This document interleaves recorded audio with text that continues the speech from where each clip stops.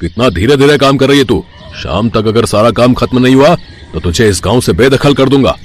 प्रधान जी, मैं तुम्हारी माँ की उम्र की हूँ, कम से कम मेरी उम्र का लिहाज तो करो। तू ऐसे नहीं मानेगी।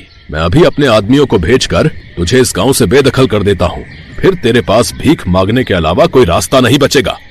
माफ करना प्रधान जी, आप जाइए, मैं जल्दी जल्दी काम करती हूँ। तुम भिखमंगों को जब तक धमकी ना दो कोई काम नहीं करते। जल्दी जल्दी काम करो। इतना बोलकर प्रधान वहाँ से चला गया। तभी उस बूढ़ी औरत के पास एक सिद्ध पुरुष आया जिसके हाथ में एक हीरा था। अरे अम्मा, ये खेत तो तुम्हारा है, फिर ये प्रधान क्यों कह रहा था कि ये खेत उसका है और तुम उसके लिए यहाँ गुलामी क्यों कर रही हो? अरे बाबा जी, आप क्या बताऊं बाबा जी, इस प्रधान ने धोखे से कागजों पर मेरे अंगूठे के निशान लगवा लिए थे। अब मेरा घर और खेत सब उसके नाम हो चुके हैं। मैं चाहकर भी कुछ नहीं कर सकती। मेरा कोई परिवार भी नहीं है, पर जिंदा रहने के लिए इतना तो करना ही पड़ेगा, वरना इतनी भयंकर ठंड में मैं कहाँ भटकूंगी। इतने में उस सिद्ध पुरुष ने अपने हीरे से एक चमत्कार दिखाया। उस हीरे से एक नीले रंग की रोशनी निकली और उसके हाथों में ढेर सारा पैसा आ गया। ये लो अम्मा पैसे, और अब तुम अपने घर जाओ। वो घर और ये खेत अब तुम्हारा हो चुका है। बाबा, ये चमत्कार सिर्फ आप ही कर सकते हो, लेकिन अगर प्रधान फिर से मेरे पास आ गया तो? मुझ पर भरोसा करो अम्मा, और जल्दी से अपने घर जाओ, आराम की जिंदगी जियो। अम्मा अपने घर चली गई। प्रधान के मुनीम ने उस बूढ़ी औरत को अपने घर में देखा तो उसने ये बात प्रधान जी को जाकर बता दी। ये बुढ़िया इस उम्र में सठिया गई है। मुनीम जी, उस बुढ़िया के कागजात निकालो और दरोगा जी को भी बुला लो। आज इस बुढ़िया को गांव से बेदखल कर ही देते हैं। कुछ ही देर में प्रधान जी मुनीम दरोगा को लेकर उस बूढ़ी औरत के घर पहुंचा। बूढ़ी औरत उन लोगों को देखकर डर गई। ओए बुढ़िया, चुपचाप इस गांव से निकल जा, वरना दरोगा बाबू तुझे धक्का देकर भगा देंगे। दरोगा साहब, ये रहे कागजात। ये घर मेरा है, ना कि इस बुढ़िया का। इसने जबरदस्ती यहाँ डेरा डाल लिया है। जब दरोगा ने कागज देखा तब, अरे प्रधान जी, क्यों मेरा समय बर्बाद कर रहे हो? ये घर तो इन्हीं का है, आप खुद देख लीजिए कागज। कागज देखकर प्रधान हैरान हो गया। अम्मा, ये घर और गांव में जो आपका खेत है वो सब अभी भी आपके नाम पर ही है। अगर कोई भी आपको परेशान करे ना तो आप मुझे बताना। इतना बोलकर वो दरोगा वहाँ से चला गया। प्रधान भी मुनीम और अपने आदमियों के साथ वापस आ गया, लेकिन वो बहुत गुस्सा हुआ। मुनीम जी, हमने उस बुढ़िया के अंगूठे के निशान कागज पर लिए थे ना, इतनी बड़ी गड़बड़ी कैसे हो गई? प्रधान जी, हमें लगता है कि ये सब कुछ सिद्ध बाबा का चमत्कार है। जरूर उस बुढ़िया को सिद्ध बाबा कहीं मिल गए होंगे, उसने अपना दुखड़ा सुनाया होगा और उन्होंने ये चमत्कार कर दिया। क्या? इसका मतलब वो सिद्ध बाबा इस गांव में फिर से लौट आया है। उसका चमत्कार उसके हीरे में है। किसी तरह उसका हीरा चुरा लो, वरना गांव में जितने भी लोगों की जमीनें हमने अपने नाम कराई हैं वो सब हमारे हाथ से चली जाएंगी। एक बार हमें वो हीरा मिल गया ना तो हम इस गांव के साथ साथ आसपास के गांव की जमीन भी अपने नाम कर लेंगे और ढेर सारा पैसा भी इकट्ठा कर लेंगे चमत्कार से।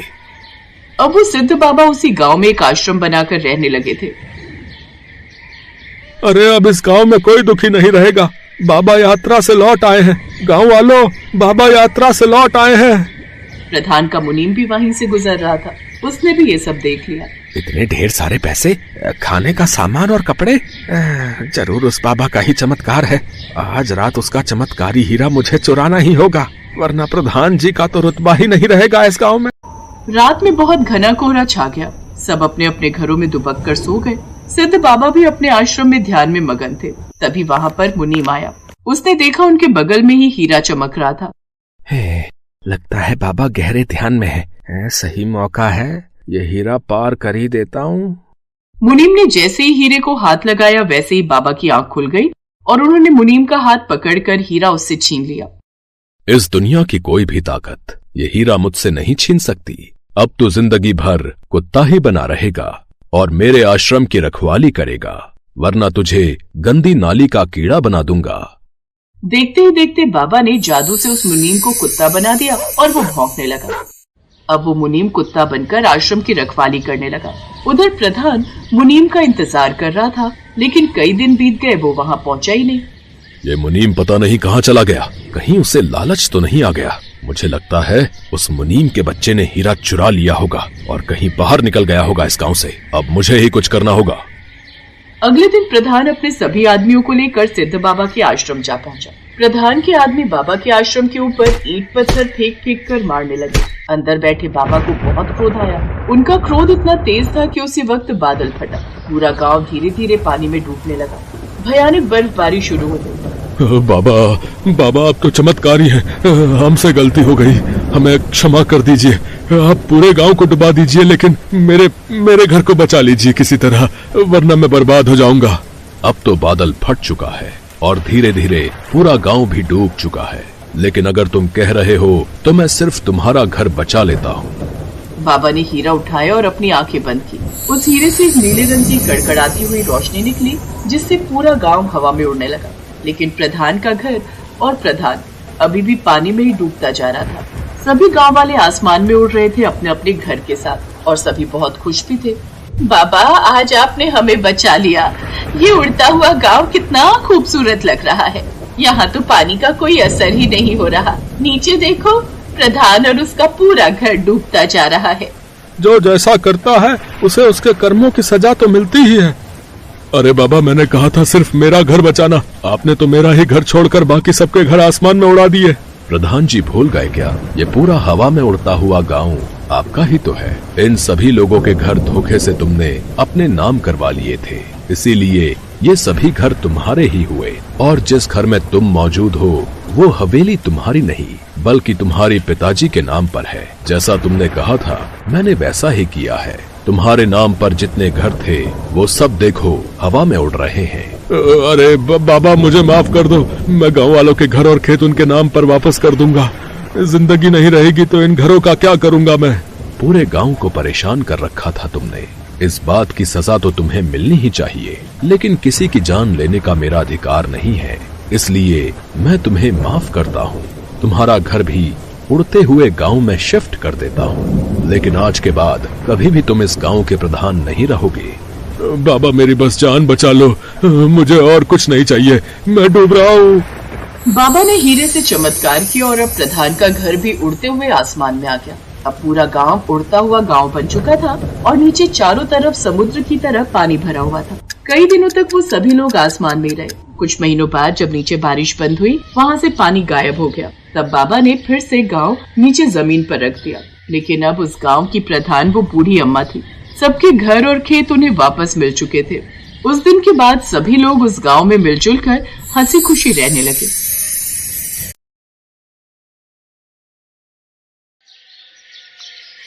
मोहन और मोहित दो भाई हैं। मोहन बचपन से ही चालाक है और मोहित बचपन से ही अकलकान था। इसीलिए उन दोनों के पिता हरिहर हमेशा चिंता में ही रहते थे, खासकर अपने छोटे बेटे को लेकर। मोहित मोहन से 2 साल छोटा था। मोहन जब 20 साल का हुआ तब हरिहर ने रुक्मणी नाम की एक लड़की से उसकी शादी करवा दी। ये देखकर मोहित भी अपने पिता के पास जाकर जिद करने लगा। पिताजी, मुझे भी शादी करनी है। आपने भैया की शादी करवा दी, मेरी भी करवा दीजिए ना। बेटा, तुमसे कौन शादी करेगा? एक काम तो ठीक से नहीं कर पाता। मेरे जाने के बाद क्या खाएगा तू और बीवी को क्या खिलाएगा? वो मैं संभाल लूंगा, आप शादी करवा दीजिए ना। हरिहर 1 मिनट के लिए राजी भी हो गया, लेकिन मोहित ने ये होने नहीं दिया। उसने कहा, पिताजी, आपके बाद इस अकल के अंधे को मुझे ही संभालना होगा। इसे खिलाने पिलाने में मेरे पैसे खर्च होंगे, लेकिन मैं इसकी बीवी को नहीं पाल सकता। लंगर नहीं खोल रखा है मैंने। हे भगवान, मैं क्या करूं? अपने छोटे बेटे को मरने के लिए छोड़ दूं क्या? कुछ तरकीब तो सोचनी ही होगी। हरिहर ने मोहित के लिए एक नया घर बनाने का सोचा। मोहित ने कहा, मैं ज्यादा जगह नहीं छोड़ सकता। घर के पीछे बगीचे में बनाइए नया घर। अब वहां? लेकिन वहां तो कुआं है बेटा। फालतू का कुआं कब से बंद होकर पड़ा है, उसे तोड़कर उसके ऊपर ही घर बनाइए। मैं और जगह नहीं दे सकता। कुछ दिन बाद मेरे बच्चे होंगे, उनके लिए जगह तो चाहिए ना। हरिहर ने बहस नहीं की। हरिहर के पिता जमींदार के घर पर हिसाब किताब लिखने का काम करते थे और उसके बाद से हरिहर के पिता ने इस कुएं को भी बंद कर दिया। तब से ये कुआं ऐसे ही पड़ा हुआ है, उधर कोई जाता भी नहीं है। मोहन ने अपने सगी भाई को सिर्फ उतनी ही जगह दी। हरिहर ने कुआं तोड़कर उस जगह पर एक घर बना दिया। वो घर कम और झोपड़ी ज्यादा थी। उस झोपड़ी में हरिहर मोहित को लेकर रहने लगा। रुक्मणी ने एक वक्त का खाना देना भी बंद कर दिया। हरिहर ने बड़े दुख के साथ मोहित से कहा, अब मोहित बेटा, मुझे लगता है बहुत जल्दी मेरा बुलावा आ जाएगा, तुझे अकेले ही रहना होगा। नहीं पिताजी, ऐसा मत बोलिए ना, आपके बिना मैं कैसे जिंदा रहूंगा। कैसे भी करके रहना पड़ेगा बेटा, मोहन से मेरा भरोसा उठ गया है, अब सब कुछ भगवान भरोसे है। और उसी रात जब हरिहर सोया हुआ था, एक सांप ने उसे काट लिया और नींद में ही हरिहर चल बसा। सुबह मोहित ने ये देखा और रोने लगा। पिताजी, ये क्या हो गया? घर के अंदर सांप कहाँ से घुस आया? पिताजी नहीं। हरिहर का अंतिम संस्कार किया गया। उसके बाद रुक्मणी ने मोहन से कहा, सुनो, अभी भी वक्त है, 4 लोगों को बुलाकर बंटवारा करवा लो, बाद में तुम्हारा भाई ज्यादा हिस्सा मांगने लगेगा तो क्या होगा? हाँ, तुमने सही कहा, मैं आज ही इंतजाम करता हूँ। मोहन गांव के लोगों को बुला लाया और बंटवारा कर डाला। तभी सुन लो, पिताजी ने वो नया घर मोहित को दिया है और ये पुराना घर मुझे दे दिया है। लेकिन भैया, मोहित जो है जिंदगी भर उस छोटी सी झोपड़ी में कैसे रहेगा भाई? क्यों नहीं रह पाएगा? उसकी तो शादी भी नहीं होगी, एक आदमी के लिए वो झोपड़ी काफी है। मोहित को इन सब चीजों से कुछ फर्क नहीं पड़ता था, वो अभी भी अपने पिता के शोक में डूबा था। सबके सामने बंटवारा हो गया और मोहन खुशी खुशी अपनी बीवी को लेकर रहने लगा। दोनों ने मोहित से हाल पूछना भी बंद कर दिया। रुक्मणी हर रोज अच्छा अच्छा पकवान बनाती और मोहित झोपड़ी में बैठकर सूखे साग उबाल कर खाता। मोहित हर रोज तालाब के पास साग लेने जाने लगा और एक दिन दोपहर को उसने एक लड़की को तालाब में कपड़े साफ करते हुए देखा। उस लड़की का नाम मालती था। मालती गांव की ही लड़की थी। वो अनाथ थी और लोगों के घर पर काम करती थी। मालती ने भी मोहित को देखा। तुम हर रोज यहाँ साग लेने आते हो क्या? हाँ, और तुम? मैं कभी कभी आती हूँ कपड़े धोने, लेकिन अब से रोज आऊंगी। मोहित बुद्धू था, लेकिन प्यार का इशारा समझ गया। दोनों हर रोज मिलने लगे और दोनों में प्यार बढ़ने लगा।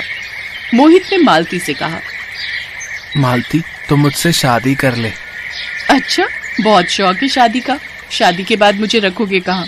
उस झोपड़ी में? और खिलाओगे क्या? सूखे साग? क्यों, तुम मेरे साथ सूखा साग नहीं खा सकती? खा सकती हूँ, लेकिन सच बताऊं तो इस दुनिया में पैसा ही सब कुछ है। कुछ करो मोहित, काम धंधा ढूंढो, फिर हम दोनों शादी करेंगे और कहीं दूर चले जाएंगे। मोहित काम ढूंढने लगा, लेकिन गांव में सभी को पता था कि मोहित से कोई काम होता नहीं है, इसीलिए किसी ने भी मोहित को काम नहीं दिया। ऐसे ही कुछ महीने बीत गए। मोहित की झोपड़ी के अंदर कभी कभी सांप घुस आता था। मोहित खिड़की बंद करके सोता, तब भी सांप आ जाता था। इस बात से भी मोहित बड़ा परेशान था। ये सांप कहाँ से आ रहा है? ऐसे घर में मैं मालती को कैसे रखूंगा जहाँ हर रात सांप घुस आता है? लानत है मुझ पे, कोई काम भी नहीं मिल रहा है। देर रात हो गई थी। तभी मोहित ने देखा कि एक सांप घर के कोने में बैठ गया। मोहित ने एक लाठी से सांप को हिलाया और वो सांप डरकर खटिये के नीचे चला गया और एक गड्ढे से जमीन के अंदर चला गया। ये सांप तो जमीन के अंदर चला गया। ये जमीन नीचे से खोखली है क्या? ओह हाँ, यहाँ तो कुआं था, जरा देखो तो, इस सांप को यहाँ से बाहर निकालना ही होगा। मोहित ने उस गड्ढे के अंदर झांका और उसे कुछ चमकीली चीज दिखी। मोहित ने लाठी घुसाई और लाठी में अटक कर जो चीज बाहर आई उसे देखकर मोहित के होश उड़ गए। अरे, सोने का हार! ये तो कमाल हो गया, सोना मिला है मुझे। मोहित ने तुरंत खोदना शुरू किया। अंदर से वो सांप निकलकर झोपड़ी के बाहर भाग गया और मोहित को ढेर सारा सोना मिला। सोने से कुआं भरा हुआ था। वो सोना मोहित के हाथ में आ गया। जो हिस्सा मोहन ने मोहित को दिया था, उसी हिस्से में करोड़ों का सोना था।